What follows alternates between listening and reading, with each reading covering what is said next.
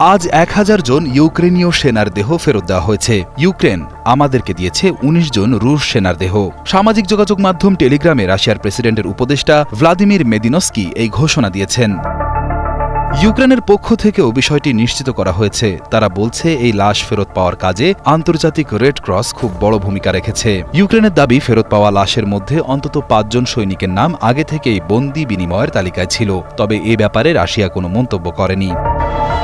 গত কয়েক মাসে ইস্তাম্বুলে রাশিয়া ইউক্রেনের মধ্যে ৩ দফা শান্তি আলোচনা হয়েছে। ১৬ মে, ২ জুন এবং ২৩ জুলাই। এই আলোচনার ফলেই কয়েকবার বন্দী বিনিময় হয়েছে আর লাশ ফেরত আসছে। তবে এখনও যুদ্ধ থামেনি, কারণ মূল সমস্যা যেমন জমি নিয়ে বিরোধ আর ইউক্রেনের নিরাপত্তা, এই বিষয়গুলো এখনও মেটেনি।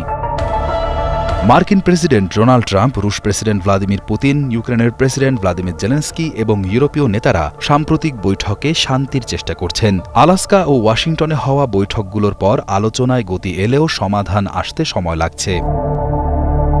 গত মে মাসে শুরু হয়েছিল রাশিয়া আর ইউক্রেনের শান্তি সংলাপ। এই আলোচনায় দুই দেশের সরকারি প্রতিনিধি দল অংশ নেয়। সংলাপ শুরু হওয়ার ১ মাসের মধ্যেই অর্থাৎ ২ জুন প্রথমবার মস্কো ও কিয়েভ একমত হয় নিহত সেনাদের মরদেহ এবং জীবিত যুদ্ধবন্দীদের বিনিময়ে। মে মাস থেকে শুরু হওয়া রাশিয়া ইউক্রেন শান্তি সংলাপে এখন পর্যন্ত কয়েক দফায় মরদেহ আর জীবিত বন্দী বিনিময় হয়েছে। জুন মাসে ইতিহাসের অন্যতম বড় বিনিময় ঘটেছিল, ১২,০০০ মরদেহ আর ২,০০০ জীবিত যুদ্ধবন্দী। এরপর জুলাইয়ের শেষ দিকে আরও ২,৪০০ যুদ্ধবন্দী ফেরত গেছে তাদের দেশে।